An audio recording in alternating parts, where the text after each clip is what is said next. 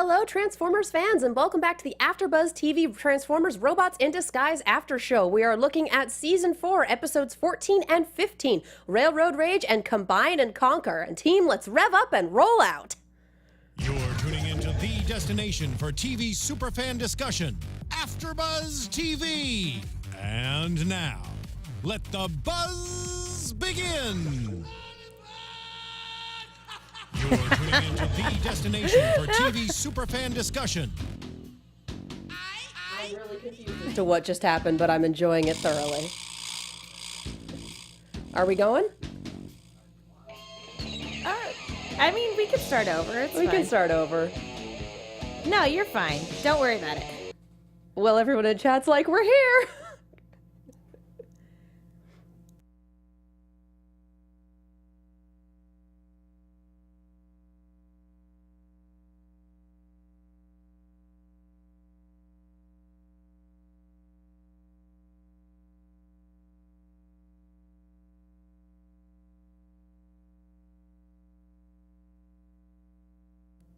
Hello, Transformers fans, and welcome back to the AFTERBUZZ TV Transformers Robots in Disguise After Show. Today we are looking at Season 4, Episodes 14 and 15, Railroad Rage and Combine and Conquer. Let's rev up and roll out.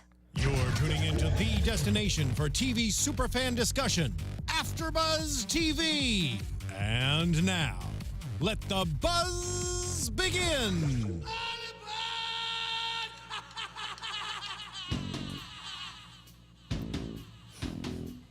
This is so great. For that suggestion. Thank you. I mean, I was thinking like Runaway Train by Soul Asylum, but that's actually a really sad song. So yeah, Crazy Train, you guys, because that's who and what we are here. It has indeed been a crazy train now for quite some time. It's been a crazy everything. Welcome back to the Robots in Disguise After Show on AFTERBUZZ TV. Hello, everyone. We are super stoked to be back. We are looking at Season 4, Episodes 14 and 15, Railroad Rage and Combine and Conquer, evidently for what is our 50th After Show. What? According to the playlist. Holy cow. What? What? Now, we should note about a that crazy we haven't train. actually sat down and counted them. This is according to the playlist, and sometimes This is according to chat pointing it out, so thank you for Cyberwolf Fangirl for pointing that out, because I'm just kind of It's also entirely possible that things get left out of the playlist sometimes. I double checked it when Season 4 happened. Okay, then, yeah, I guess happy 50th! Happy Woo! 50th! I have, of course, with me Megan Lord Megantron Salinas. Hey guys, you can tweet at me at the Menguin, that's TheMenguin. Our wrecker is still taking her tropical vacation. You can find her at atorres890. And I'm Katie Kia Prime Cullen. You can follow me all over the social medias at KiaXet. That is KIAXET. We have the hashtag ABTVRID if you want to continue the conversation on Twitter. And we have the live chat. Hello, live chat people. Hey. So if you've got something to say, if you've got commentary or questions or GIFs or Photoshops or whatever, throw them in the hashtag, throw them in the live chat. You may well get a shout out like Romantic Caveman, who finally joins us again. Hello, we missed you. Hello, I love the gift they sent us of the dancing jazz. Yes, that is so cute. And then Super Raymond cute. also made us a gif of Happy Strong Arm, which, not gonna lie, this was hilarious to me. Adorable. All right, I am actually going to take care of some business at the top of the show. We have official AFTERBUZZ TV business called New Directions, not to be confused with One Direction, as here we have many. As always, we thank you so much for your support, and we actually have some exciting news about AFTERBUZZ. Whether you're a new listener or a longtime AFTERBUZZ fan, you know that we're the world's #1 destination for TV coverage. Well, starting next month, we'll be expanding our content beyond just after shows to bring you a whole slate of new content formats and guests. Our after shows aren't going anywhere, they're simply evolving. Most of the shows you love only air for part of the year, but during the rest of the year, these shows have news constantly breaking that you want to talk about. So as the ESPN of TV talk, we know it's our job to cover it. We'll have in-depth we'll have in-depth show coverage for comedy, drama, animated, truly anything you can imagine. Nothing is off limits. And given our no-limits approach to TV coverage, we realized that sometimes it can be hard to find the shows you love. And we listened. We're restructuring the website, shows, and platforms to make it easier to find what you're looking for. Our YouTube channel will be divided into 9 sections by genre: dramas, comedies, reality, reality competition, wrestling and sports, animation, sci-fi/fantasy/superheroes, yes, that is all one genre, red carpets, and lastly, our own featured and original content. There's a lot to be excited about, but it won't all happen overnight. As we develop, we'll be experimenting to cater to your TV desires, which means your participation and feedback will be essential to deliver these custom shows. To keep up to date with everything, be sure to sign up for our monthly newsletter launching in September and check out our show AfterBuzz Weekly with Megan Stetcher. Business. Business, business, business. Numbers. Is this working? Yes. Yay! So yeah, we are taking the the studio in new direction. So stick around for that because that is going to be super fun. But in the meantime, we've got a couple of episodes to talk about. Yes, we do. One of which involved a crazy train. Yes, it did. Good. I have to say, I love the open for this episode, and I'm trying to remember and hoping that I'm not mixing this up because I'm pretty sure. Now, our cold open is the mini-cons. Our next scene, and this is the one that just made me laugh, is our 5 stunticons on the road. Oh, my and Motormaster being like, we're the fastest people around. I don't want anything faster than me. Comedic timing, train. And There just goes this the train. moment of everyone just kind of watching it. And then kill it. Yeah, Motormaster's just going, you see that thing that's moving faster than me? Group up and hit it till it dies. Yeah, pretty much. But let's be real. Group up and hit it till it dies Bring- is every combiner strategy. Bring me its power source. Sorry, that was a terrible Travis Willingham. It's hard to do a good Travis Willingham. He's got a very That distinct bass voice. register. Yeah, no, there's no way I could ever hit that particular. Bass register. Yeah, like, exactly. good Lord. Can I just also say that the Motormaster's team, and I know we've kind of touched on this, like especially during the race episode, they're adorable. They're idiots, but I love them. They're adorable when they're together. Like, I would watch an entire TV show about them failing at being villains. Like, Drag they're Strip and hysterical. Wild Break. Wow, that's beautiful. You can could say that again. Wow, that's too Stop it. Here's the thing. You think he'll be mad if we don't bring back the engine? Do you think? At all? With Wild Break, I really wonder how much of it is him being snarky and how much of it is sincere. Like I said, he is the Decepticon Blades. It is adorable, and I want to hug him. I just love the Abbott and Costello that those two have going. One of these days. This is another fine mess you've gotten me into. They just make me really happy. I don't know why. It's fun. I don't think I've enjoyed a villain this much since Uncle PJ. Let's be PJ. real. And just that weird, ridiculous, I want you to have more screen time because you are fun to watch. I think it helps when the villains have a particular vernacular or type of vernacular. Well, it's particularly when they sound like they're gonna put the muscles on some guys. And Uncle PJ was distinctly that. I have to say, like, Drag Strip is a few notes down from that. Yeah, well, it's kind of hard to live up to Uncle PJ. Let's be completely real. Oh, Uncle PJ. Thunderhoof, for those of you who haven't been watching since season 1, like, whose uncle are they talking about? No, we nicknamed everyone in season 1. Yes. Some of whom got name drops in the second episode that we'll be covering. But yeah, let's focus back on this one. We're going to go take out a train, and then we have, oh my God, poor Slipstream. This was really upsetting. This was super upsetting. I have opinions on this levels. entire plot line, to be completely honest. And part of it is, Drift is kind of my fave, and I love the Drift family. It's, for one, who hasn't done this? Who hasn't broken something that belongs to someone else and gone, oh God, they can never know. Especially when, like, lecturing somebody else about responsibility, and then you just, like, oh, yeah. Totally been there. It's like, I wasn't paying attention and I broke the entire thing. And I'm like, congratulations. Sometimes you do that as an adult too. Yep. It doesn't really stop. People shouldn't be defined by one mistake or several mistakes. And that's kind of where we get into me kind of staring sideways at this. Like, I do love the older brother dynamic with Sideswipe. I love seeing him deploy them again. Like, it's been a dog's age. Yeah. And I love that they have that relationship. But it's okay, we'll hide it. He'll never know, and then you can fix it in the meantime. When does that ever work? When does that literally ever work? Nope, never. Not to mention that I feel like Drift would, I don't care how deep in meditation you are, if like a giant robot that is the size of you, like comes up to you and puts your swords back in their sheaths, I feel like you're going to notice. I feel like you really would. It's just like, really? Really? Well, also he's in very, very deep meditation because Sideswipe just harshes his cool. It also kind of looks like it was a Nerf sword. Oh, it was. It was a pool noodle. And so I honestly feel like he also would have, like, not to nitpick, but I feel like he also would have been able to notice the weight distribution change. For somebody who's as accustomed to pulling out his swords as Drift is. Yeah, in my, it's convenience for the sake of convenience. It's for the plot. But this is like the fourth time that our plot has hinged on Dad's gonna be mad. Yeah. And you'd think at this point, all of them would have kind of figured it out.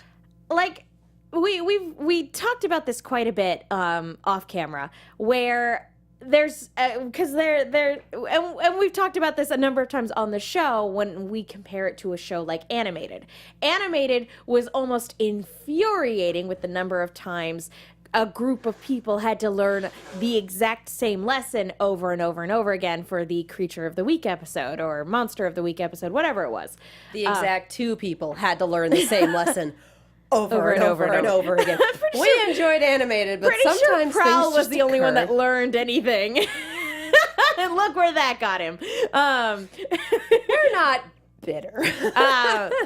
But the flip side of that is that, like, there's also a flip side of it where we've talked about how we don't mind it as much in this show because change is difficult and incremental, and change and growth are hard. And so we didn't mind it in this show because it's not nearly as repetitive. And it's also something to where even when we're repeating a lot of the same steps, you do see incremental growth and development, at least in terms of character relationship stuff. However, even so, there is a balance, and I feel like you're justified in feeling like with Drift, they've never really fully grasped that balance. And you'd think after, and again, you brought this up when we were chatting outside, you'd think after the whole thing with Shadowraker, and no, they're not things, these are my pupils, these are my kids, don't take them. Yeah. That things would be a little different, but then we go back to, Dad's mad, can't tell him, like, we know he's not going to be happy, but he'll be madder if you lie about it. We had an episode in, I want to say it was like early season 2, that was about exactly this. Yeah. To a lesser degree, it was polishing the sword incorrectly as opposed to completely wrecking the thing. But we had this episode. I mean, to be fair, the intended audience is children for this show. And as a kid, as a person who was formerly a child at one point, literally every As a former child, literally every kid goes through the, oh shoot, I broke something, or I stained something, or I clearly, like, there is something that mom and dad wanted me to not break that I've now broken, that I have now ruined. And I sure did put a baseball through that lamp. Like the world's most stereotypical example. Yeah. Literally that's something every kid is going to have to go through at some point. And of course, if you try to hide it, which is your initial instinct as just not just a kid, but as a person, it will make it worse when the truth comes out, for sure. Well, and for one thing, it's one thing to break the lamp. It's another thing to be like, this is his primary weapon. Yeah. And it's non-functional. And we're going to replace it with a pool noodle and then not tell him. And then continue to not tell him. Even after everyone's like, no, things are serious now. He needs to know because now we're in the middle of combat. Even when Sideswipe is like, hey, we should probably say something. Like, that's when you know it's gotten serious. When the older brother is like, hey. When Sideswipe's going, yeah, time to be a responsible adult. I'm like, really? I think, The pool noodle was your doing, buddy. I hate to say it, but I feel like, you know, in terms of the strong suit of this episode, this episode seems like a stronger episode if you're not looking at Slipstream and Drift, but instead looking at Sideswipe. Absolutely. This was a very good episode for Sideswipe. Because he's the one that, even after, you know, the Minicons refused to have his back, he's still willing to help them out of their jam, and even willing to take the fall for it at a certain point, which is a very uncharacteristically selfless thing for him to do. This episode highlights his growth in terms of his relationship with them.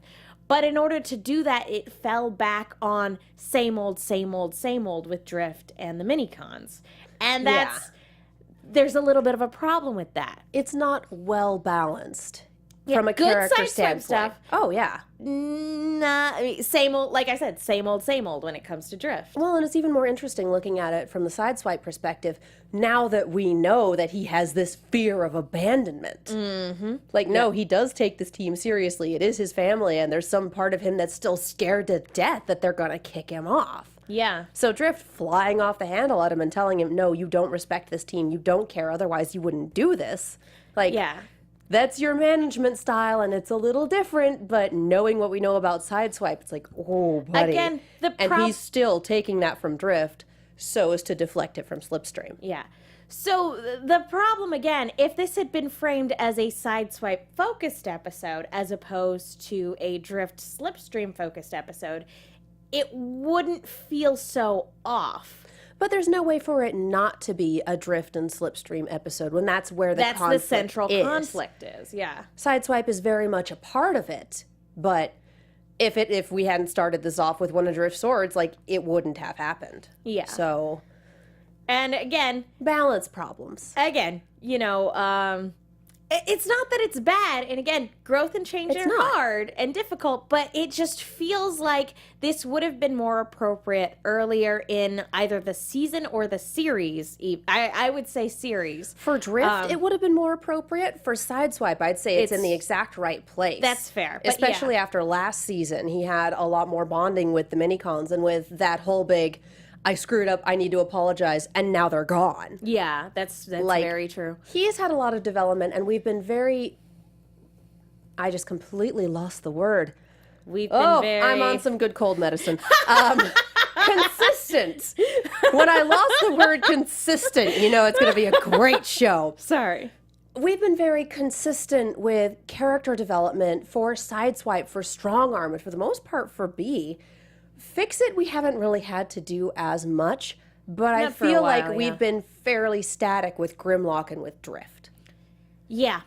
It's very much lesson of the week or learn the same lesson over again, which is one of the reasons why the superhero episode felt off when it came to Grim as well.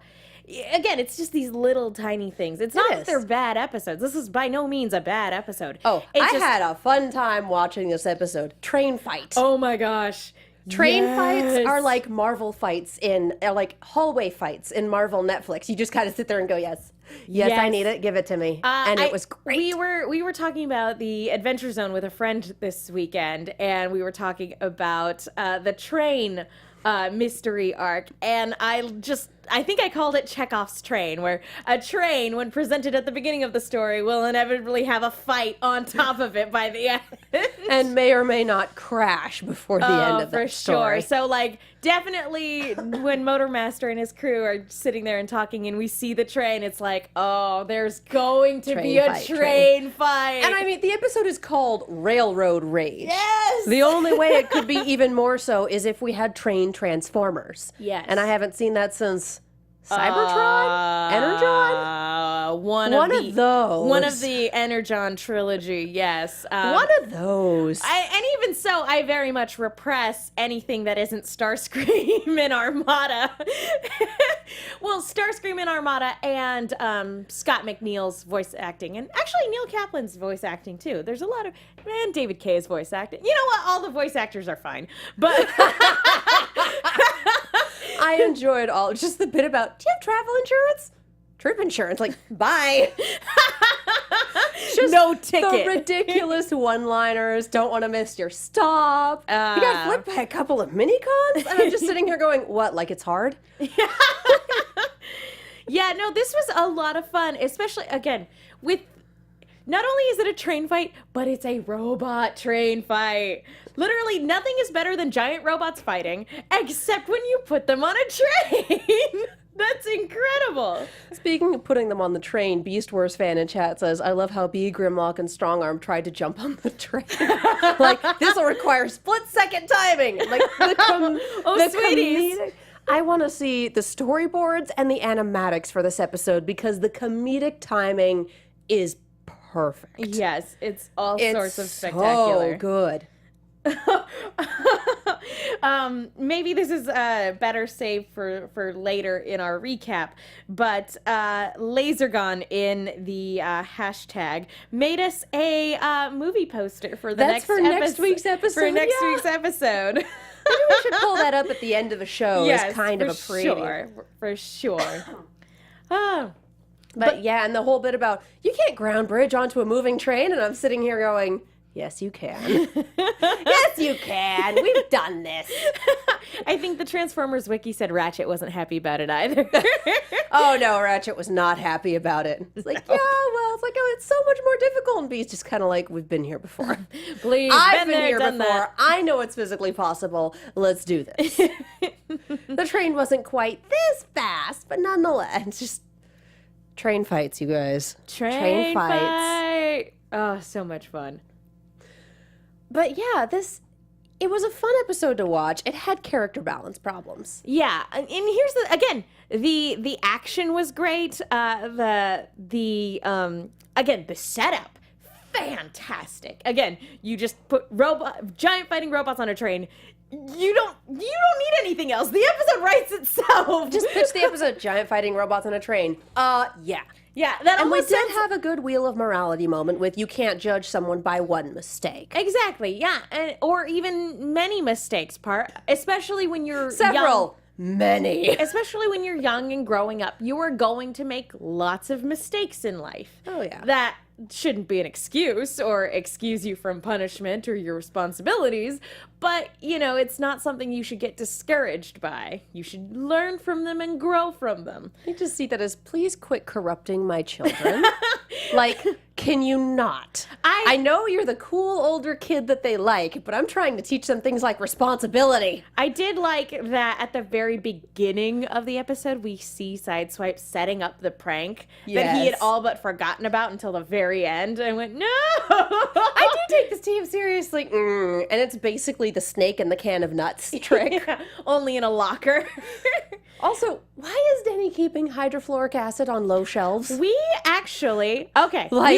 I feel like that's an issue. We were talking about the Transformers wiki earlier today, and actually, in the errors section of this episode for the Transformers wiki, there's actually a little bit on the hydrofluoric acid. While undiluted hydrofluoric acid is a nasty poison and is indeed corrosive to flesh, it's only moderately reactive towards metal. Hydrochloric acid, on the other hand, is notorious for its metal-dissolving properties and would be the much more likely acid to produce the observed effect. And either way, if it was so concentrated that it shattered a sword in seconds, why wasn't it eating up the polishing pad and Slipstream's hand?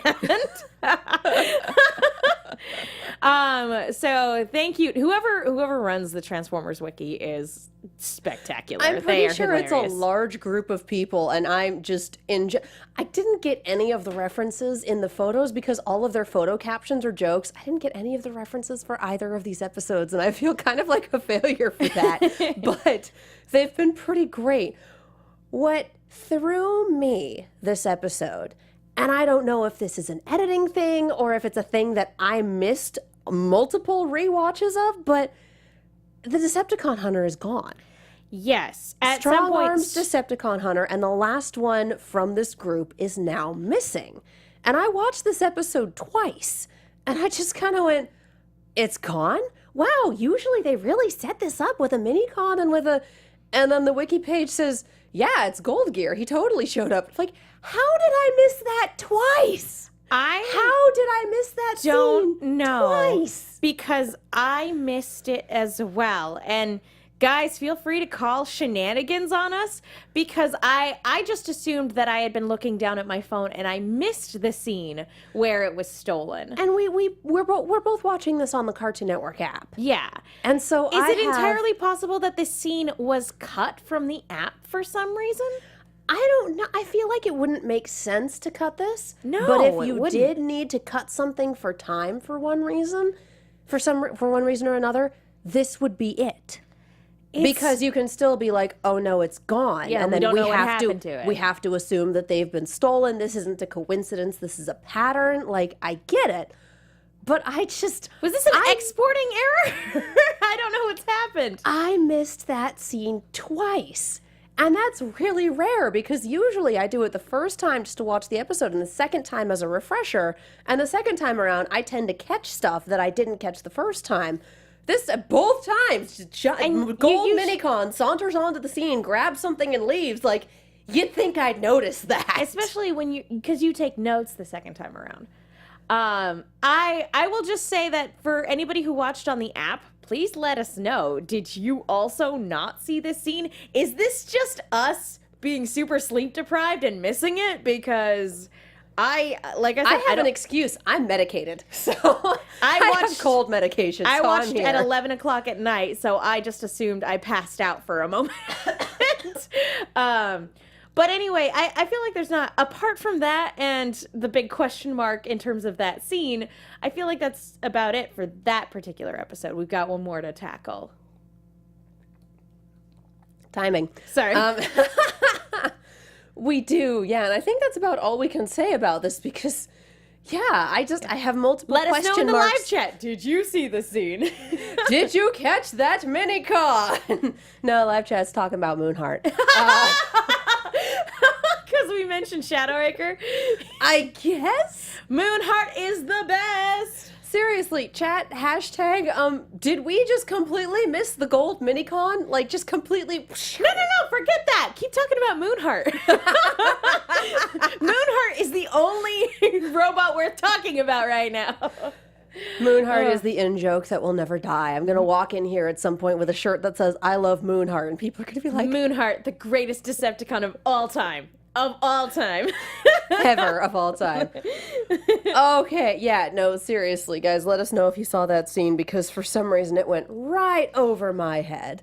In the meantime, let's talk about Combine and Conquer. Talking about inconsistent character. I feel, and we were talking, again, we talked about this That's a little bit to off start camera. this episode. Talking about inconsistent character. We were talking about it. We love character parallels. We love story beat parallels. Parallels within any given episode are great and a lot of fun. The start of this episode, I was just like, what? Yes. However, my counterpoint to how great the sense of duality was, my counterpoint to that is that by the time we got to the end of the last episode, B didn't look like he was in this state of frustration, and there was nothing at the beginning of this episode to act as the straw that breaks the camel's back. And while I think these as episodes are actually really great to do as a double feature, I feel like I missed a scene. You know, besides the other one I clearly missed. I feel like I missed a scene when B starts out an episode screaming at the rest of the team. This was a little different. And this is the sort of thing where I can see him getting to this point. Of course. They've lost all of their Decepticon hunters. Who wouldn't be mad? But we didn't see this build. No. Which is part of the problem, because B has been a little more chill about things. About his leadership style, we very much hammered it into the ground. He handles things differently from Optimus. He has a different approach. He's the college kid babysitting the teenagers and also his dad's friends' young sons. Like, yeah, Uncle B. Uncle B. But I just lost it. Goodbye. But the thing is that, like, I mean, he's tried. Again, it just feels like something we've seen and already kind of gone over before in this series, where he's attempting this very militant approach to leading the group. And we already know from previous episode that episodes that, one, that's not his style, two, it doesn't work. And so, not with this group of individuals. Well, and we're at the point with this group of individuals. We're in season 4. They took down Satan. They took down Hungry Like the Wolf. They took down Starscream, kind of. All of whom get name drops. All of whom get oh, yeah, absolutely.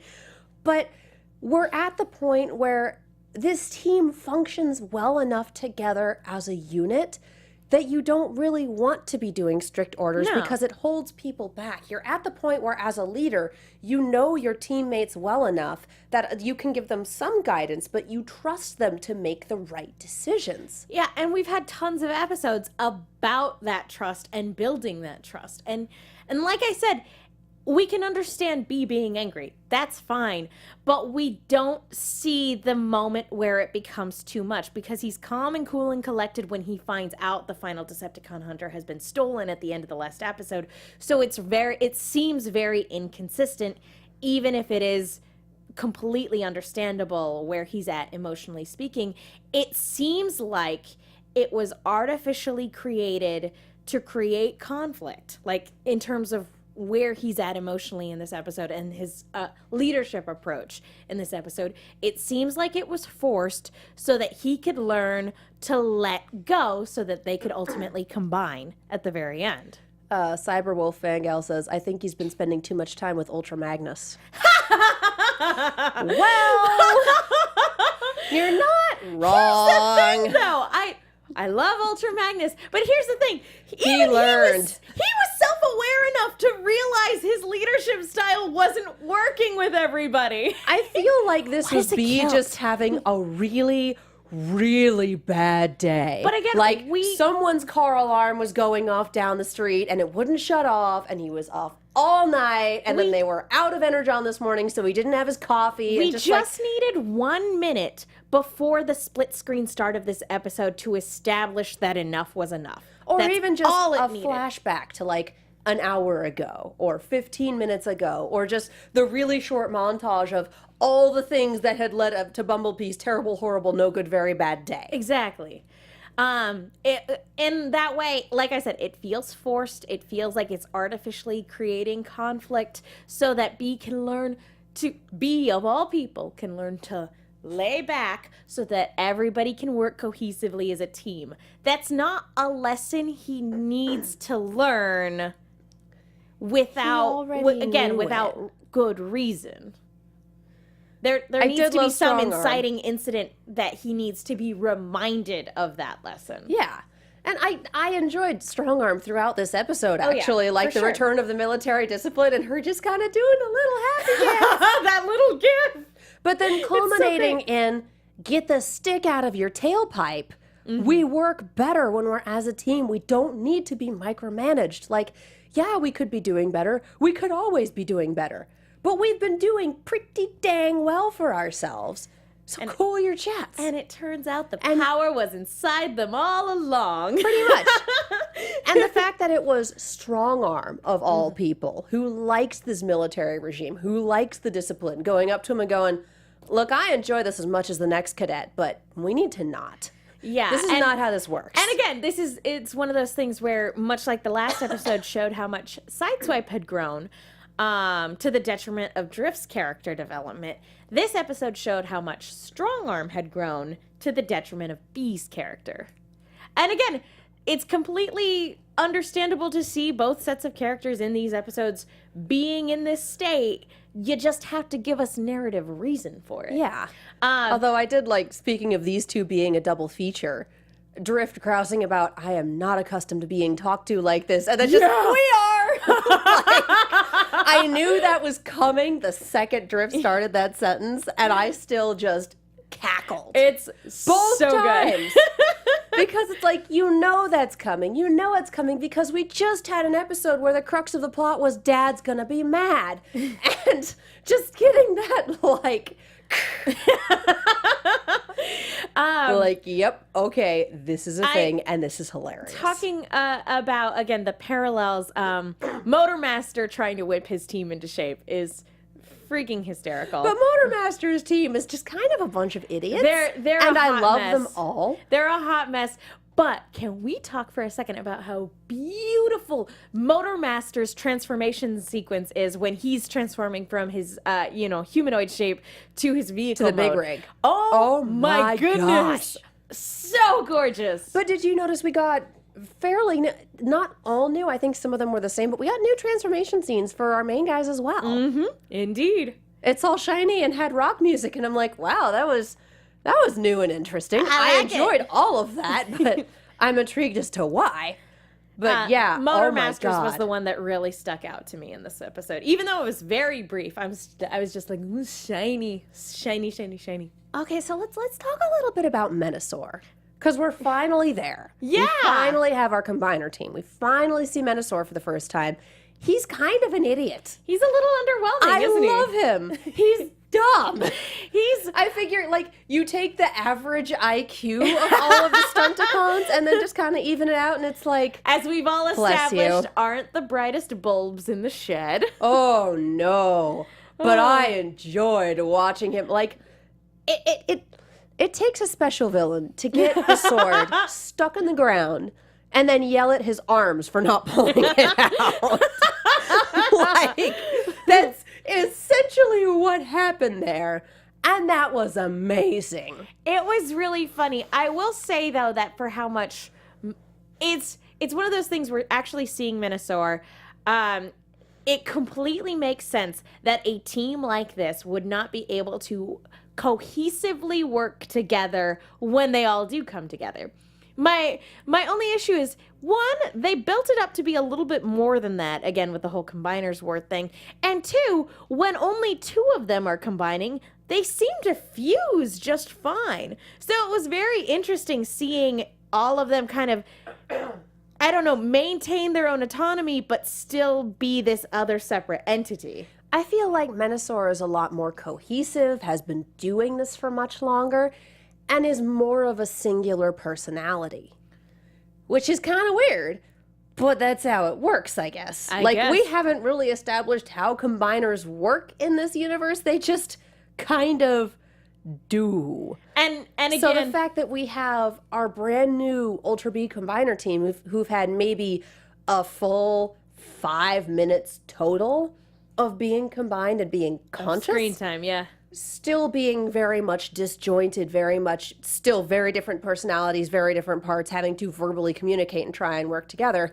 Whereas Menasor has this down to an art, mostly except for when he gets his sword stuck and is screaming at his arms. I mean, to be fair, I've definitely screamed at my legs to move and my arms to move at certain points after workouts, and, you know, it's not my fault if they don't want to listen. This is true. I was really... And I love the running commentary. Oh no, a high wall. Such top-notch security. Like, I enjoyed Menasor a lot. He was fun to watch. I think one of my favorites was when he tossed the tank. Like it was an insult. Oh, I wanted to murder some people. I wanted to squish some squishies. Like, we have fully autonomous tanks? Is this a universe where NASA got better funding? yeah. Because this is absolutely like a NASA installation that's being This is also a defended by. universe where, you know, the dinosaur big rig thing like was actually a thing. Big rig dinosaur fighting. Yeah, exactly. This is a universe where that was 100% A-okay. Do you think Crown City had this many disasters before we had giant robots? Like, do you think that feel this like city Crown was City just... was always a hot mess. I think you're right. No one really questions. It's the transit authority. We have a high-tech runaway train. Okay. That checks out. That checks out. Can you explain why there seem to be giant robots on the train? I can't. I just know that it's runaway. There's a giant robot buffalo, like, heading down the highway. Yeah, that sounds about right. That sounds legit. That's cool. Wait, so we're summoning Robot Satan in front of the statue? Yeah, that's cool. Giant robot crow up in the statue? What? I got you. It's ruining my commute. Just direct me to the detour so I can get to work. It's fine. This is like how we treat traffic on the 101. Yep, Oh, pretty much. Okay, there's a delay on the 101. Let's go over here. Fine, whatever. Now imagine if that delay on the 101 was caused by giant robots. It would make things Okay, but considerably more interesting. I'm pretty sure that's happened on the 101 at least once. And if not the 101, the 5. For sure. For sure. For sure. Again, let me think about that. Yeah, that checks out. Beast Wars fan is on fire in chat. Fowler was part of NASA before joining Unit E. That was a deep pull. Nice. Well played. And, Mommy, there's a bunch of robots on a train. That's nice, dear. And Grand Galvatron, I wonder what's in Crown City newspapers. Yeah. I have we've been saying this since the start of the show. I have so many questions about Crown City. I really do just want the ridiculous fan club. For sure. Like, I want that, and I keep going back to the Love and Monsters parallel, but this is really, really what I want, is just an episode about this fan club trying to follow around these giant robots. Like, someone has a murder board with the red thread linking together all the different robots. And all the different villains as well. And one of them just has related ? How does the one that turns into a jet correspond to the one that's looks like a giant scorpion? Is that right? Am I looking at that right? There are 2 that look like giant scorpions. One of them was in that weird base in Nevada. We got the satellite imagery. Yeah. Do you imagine what Google Earth would look like with Transformer stuff in it? Again, a lot more interesting. Just these things that no one can explain. It's like there's a TARDIS in the middle of England somewhere where you can actually go inside, and it's the inside of the TARDIS, and this is Google Earth. Like... That would be great. I think everyone would just kind of assume that someone was having fun. Yeah. Like, those crazy Google programmers. Those nerds. How's San Francisco? Sacramento?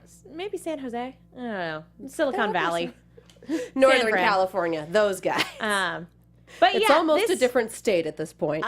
This was a good episode. Again, the power of friendship brought them all together. It would have been... They didn't need the equipment. It was in them the whole time. Which, on the one hand, is like, oh, that's kind of touching. On the other hand, it's like, man, we wasted a lot of time this season with trying to force this via gadgets. But it's almost the sugar pill sort of thing. Yeah. You convince yourself that you can do it, even though the thing that you've convinced yourself you need, it's the Dumbo feather. Yeah, there you go. I did love just the bit like, my plasmatic capacitator. We call this a challenge. That's what we call it on Cybertron, too. That was pretty great. I just love the old married couple banter at this point. Oh, for sure. They work so well off each other. They're so good. More humans, please. Yes. Our humans are good. We need more of them. Hank needs to hurry up and come back. Yes. Just have a small request list for the rest of the season.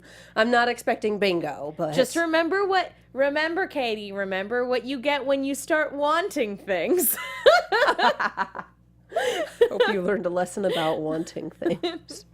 That's why I'm choosing not to be selfish and just stop asking. Oh, you already got half the things you wanted. Let's be real. I'm not going to be selfish anymore. So let's wander into predictions for a little bit. We've got a little bit of that. Sounds good. Can we bring up the poster now? I would like to bring up the poster on Twitter because this is beautiful. It is the best thing ever. So yeah, check out that hashtag. We have a LaserCon sent us a poster for Moonbreaker. Outer space now belongs to Menasor. Ultra B as Ultra B in Moonbreaker. Coming soon. Where's Epic Voice Guy for that? Can we throw John this? Bailey, we need you. Peter Cullen. Oh, snap. His Toonami promos back in the day were epic. Yes. He did a video for NASA. Yeah, I remember. Optimus Prime wants you to go to space. Okay. Sign me up. Yeah, so How soon can we get there? So we're down all 3 Decepticon hunters. We are down Menasor, kind of, but I'm sure that Team Rocket's going to come blasting back in again, let's be real. And we still have almost half the season to go. We still got a solid... I don't know. Only 10 episodes? Only 19 episodes are listed on the wiki so far, and I assume that's because it's still running in the UK, that it hasn't ended yet. But yeah, obviously, we've basically established Motormaster and crew as fun, but ultimately they are not the big bads of this season. The big Soundwave is still out there somewhere. And I'm gonna go off on a limb and assume a partnership is in no way, shape, or form going to be. Honestly, I think we're past Motormaster and that Friends point. are just as fun as they are a distraction. Motormaster, as fun as it is to watch, and as they've been fun, they've been good villains, they've been solid villains. I love them. Motormaster is very small-minded. Yes, again, and they've kind of set that up for basically the entire season so far. Soundwave is where it's at, and Soundwave is what we're going to have to worry about when push comes to shove towards the end of the season. So we've had that slow build. We have presumably all 3 Decepticon hunters in Soundwave's grasp, and 1 Minicon who straight up walked off the job. Peace! I'm done. I am out of here. Goodbye. I'm waiting for you to come back, Wouldn't buddy. it be funny if he ran into the other Minicons who were also taking flight? And he found sanctuary with them. Oh my god, they left the planet so long ago. They did. I enjoyed season 3. Anyway. It was fun. I think that is about all we have. Yep. Where can the people find you? You guys can follow me on Twitter and Instagram at The Menguin. That's TheMenguin. I am also on a bunch of shows here at AfterBuzz, and I write articles for The Movie Chick. That's Chick with 2 Ks. Be sure to check those out. I was also on The Scare Guys last night. We were talking about the Hatchet premiere, about the Death Note movie, about all sorts of fun stuff, including the director of the Texas Chainsaw Massacre, Tobe Hooper, who passed away. It was a ton of fun. Please go check it out. You can follow Alexis at atorres890, and I am Katie Cullen. You can follow me all over the social medias and on YouTube and Twitch at Kiaxet. That is Kiaxet. I'm currently streaming Hustle Cat, which is my very first dating sim and has been a trip, let me tell you. I am also on Geek and Sundry's Gather Your Party on Friday nights, 9:30 p.m., twitch.tv/Geek and Sundry, and Z Nation is coming back, so keep an eye out for that. Woo! Thank you guys so much for watching, and we will see you next time. Bye-bye.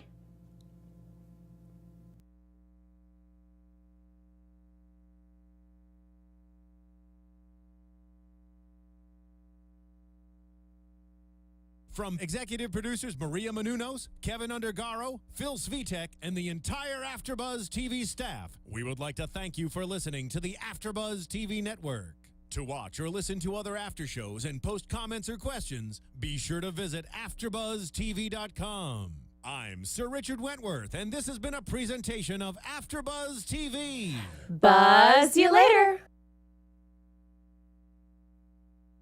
Those are the hosts only and do not necessarily reflect the views of AfterBuzz TV or its owners or principals.